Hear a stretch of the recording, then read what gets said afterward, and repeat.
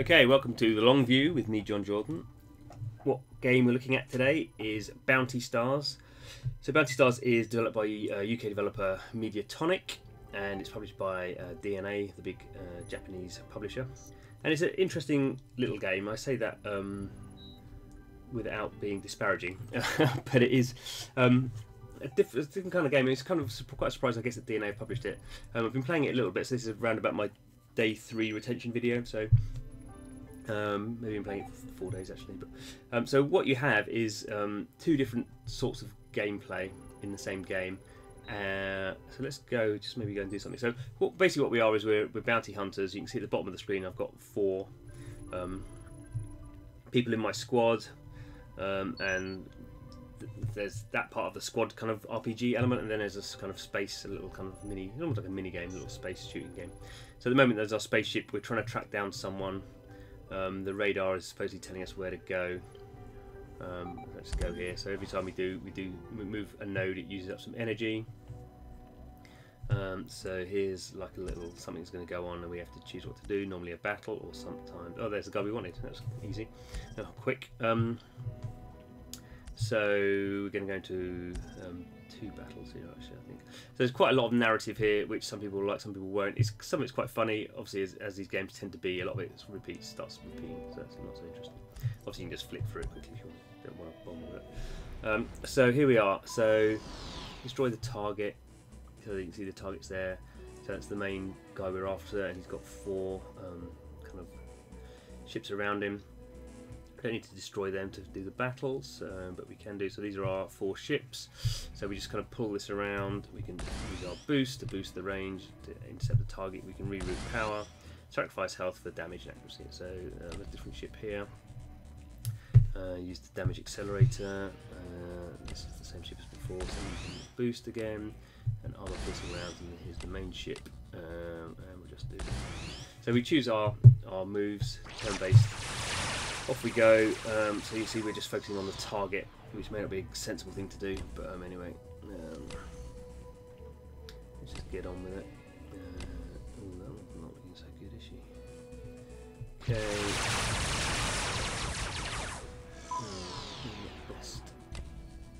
I think I lost one of my ships there, did I? Oh, and that's this one I can do 180 attack the target. So the target's, what's this one? Double stroke. Oh, I blew up. Did I? Or did he blow up? Yes. So that was rubbish. But I get some loot. Okay. You have unsaved loot. Black box remaining. So to continue. I don't want to do that. Never press the right button there. Just press continue. Okay, so that's not what to do. Continue. So here's my daily stamp book. Day 3.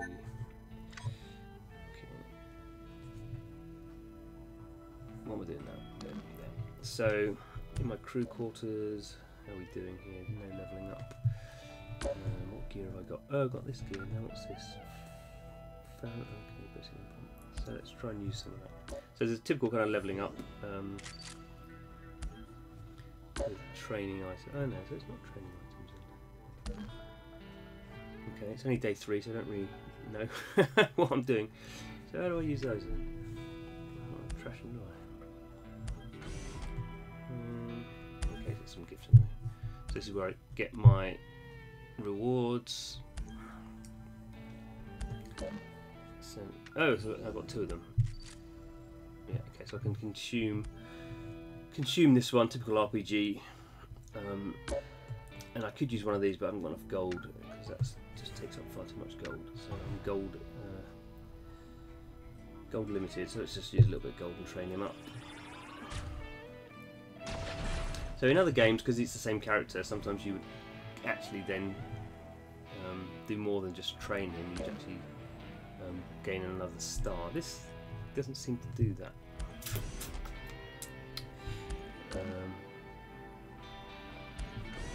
Which is odd. I can recruit crew, typical kind of use some currency. So you can see the currency. There's a few currencies actually. So there's gold, and then there's this Novas, which you use to unlock new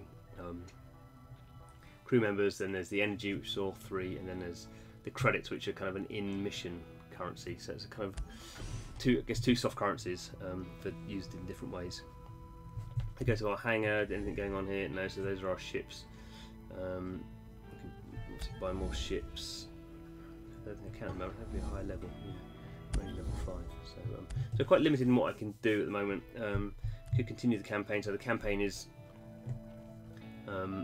This is another interesting thing about the game is, so the thing I was playing before was a mission, or a hunt, sorry, a bit at the top, and the campaign is kind of like a more kind of the single player story, I suppose.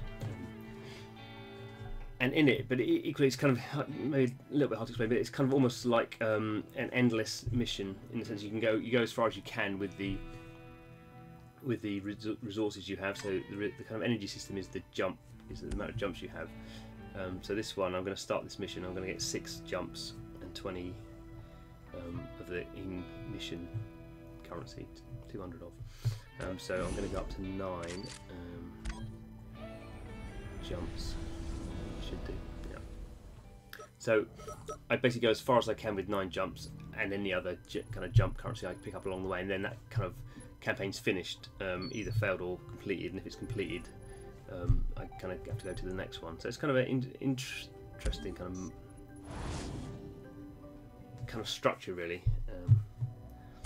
So it's kind of this kind of branching type stuff. I've got a crate. Got something there.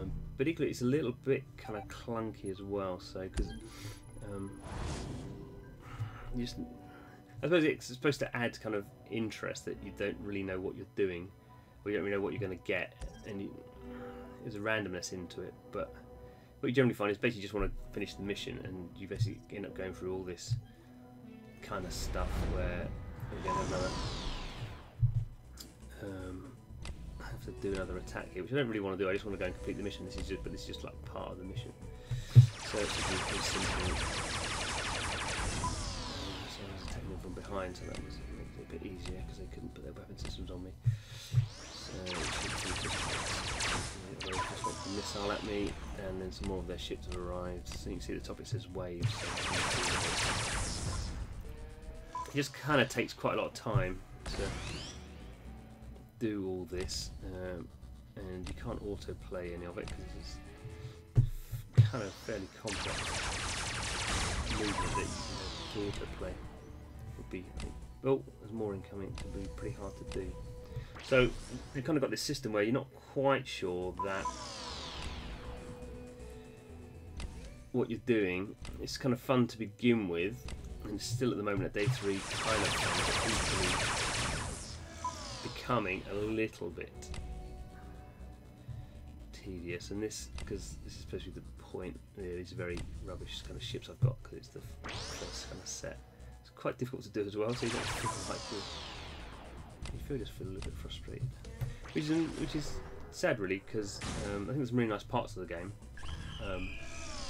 It's very quirky. You can see the kind of artwork you've seen to a degree the artwork is not what you would consider like AAA, which is not necessarily a bad thing. It's not all games have to look kind of shiny and polished. So anyway, so there's the plot. We're trying to track down this guy, calm them down, confront them with evidence, use a cool. So using my coolest one. She always fails. 70% seems to be not the case. I think she's failed 3 times in a row now, which is not totally improbable. If you do 0.3 to the power 3, but so I didn't get any intel there. So basically, try and track down this witness. What's going to happen here?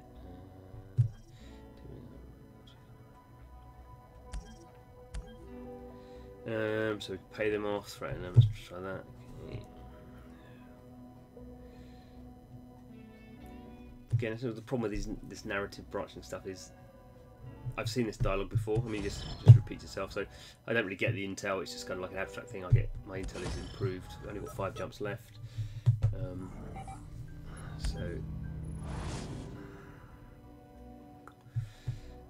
Again, the art here is not really good at all, which is, I guess, kind of the point. Okay, so we're going to go into another battle here with the police. And this is the art. Oh no! Okay, that was going to be a different sort of battle. Annoying. So we've got a lot of space battles this one. So they're attacking me from behind now, so it's going to be a bit of a pain. And there's a wave. Boost. Armor piercing. This one I'll have to do 180. This one turns fast anyway. So okay, off we go.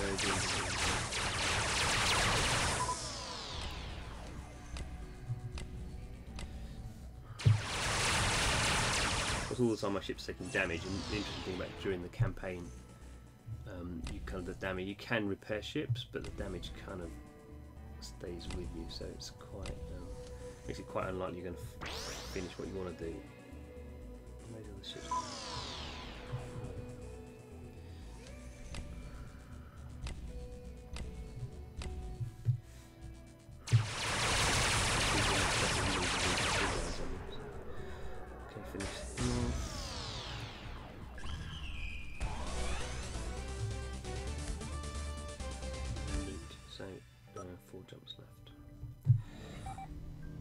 Will I make it to the accomplice? Come on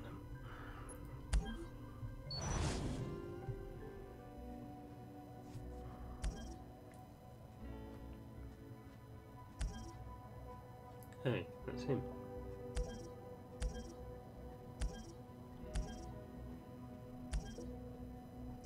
Okay, so that was this is kind of random thing. That's just the guy I'm after, the wanted guy.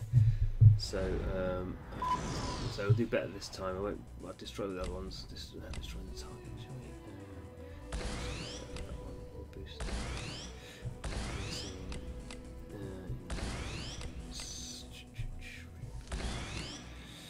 Okay, let's see what we get this time.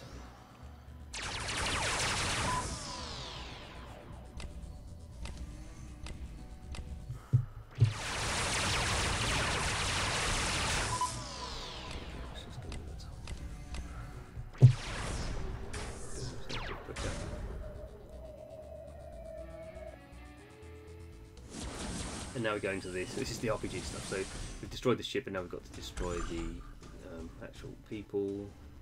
See, there's again 3 waves in this, different attacks. One nice thing to see is the attacks are actually carried on from last time we did an attack. So you can see at the bottom, some of the powerful shot moves are still counting down, which is interesting. So they've kind of thought about the game design here. Again, it's kind of, you can't autoplay it, which is odd. I'm just doing the normal attack here, not really very clever. Because I should win this fairly easily. Normally, if you do a heavy attack, it you see, she's got doing a heavy attack there, so she was. Oh, she's still doing it. So will take her out anyway. But if you do a heavy attack, you miss a turn, and it kind of powers up, but you can still be attacked during that waiting time, obviously. Some different classes, they can stop the power up.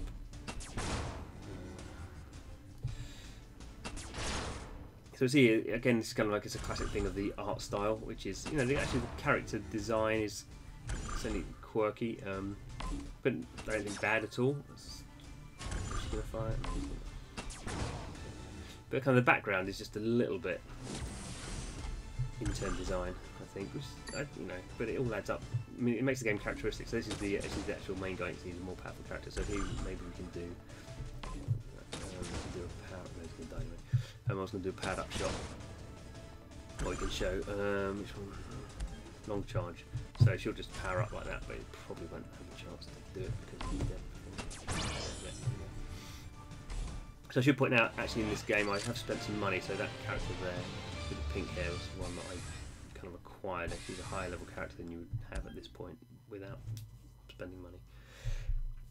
Okay, so there we go. We locked up Horace Janus. Got some rewards, leveled up, so I can unlock that other spaceship. Season earnings, and some more governments. Okay, so that did kind of happen.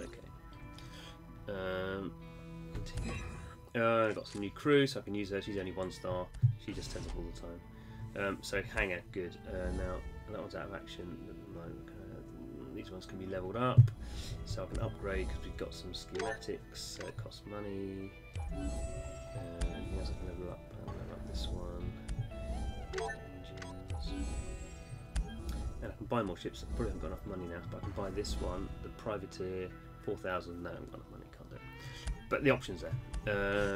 Go to the crew quarters. Use her, train. So she'll be consumed. He'll level up.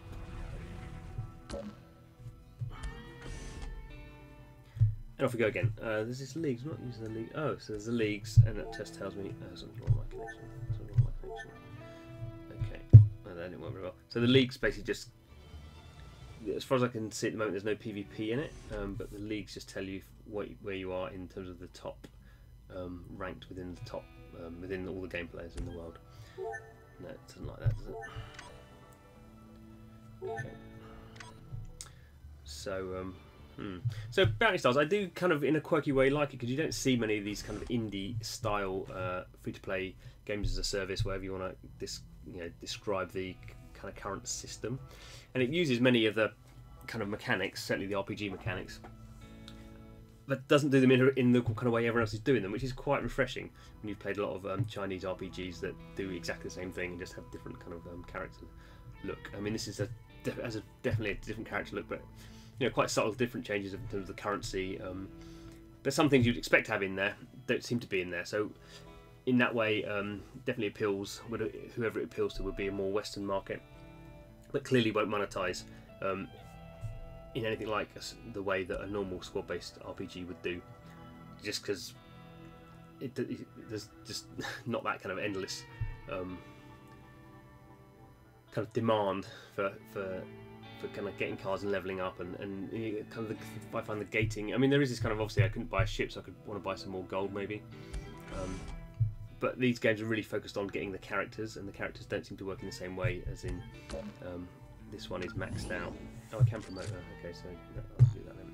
I cannot promote yet. I'm missing some implants. Okay, so that's what those are for. So that's annoying.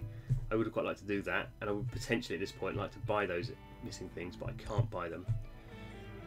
It doesn't tell me how to get them, so it's kind of just a little bit like it's not like the designers don't know what they're doing, but kind of like they've looked to see what everyone else is doing and then taken away some of the building blocks to make a very different game, which they certainly have done. So I think it's quirky. I quite enjoy it. Quite how long I'll play it for, I guess that's kind of the issue. The balance between the gameplay and the meta game is definitely more on the gameplay. You can't autoplay anything, which most now even Western games would have an autoplay option, I think. So anyway, so that's where we are with Bounty Stars. Again, particularly interesting that it's a UK developer, and if this hadn't been published by DeNA, then I wouldn't be so surprised. But to be published by DeNA, who are massively experienced in free-to-play mobile games, and Japanese, so know all about hardcore monetization, makes it seem a little bit odd to me that those kind of companies have combined to release this. But definitely worth checking out, I think. It definitely doesn't sit in the obvious kind of place that you would think a game like this would sit, so it makes it worth checking out, I think. So thanks for watching. This is the long view. So the long view is playing free-to-play mobile games for as long as possible. It's only going through the first time user experience, day 3, day 7, hopefully day 30, and we'll see how we get on with Bounty Stars. And if that's your thing, do subscribe, then you won't miss anything. Hope to see you again soon.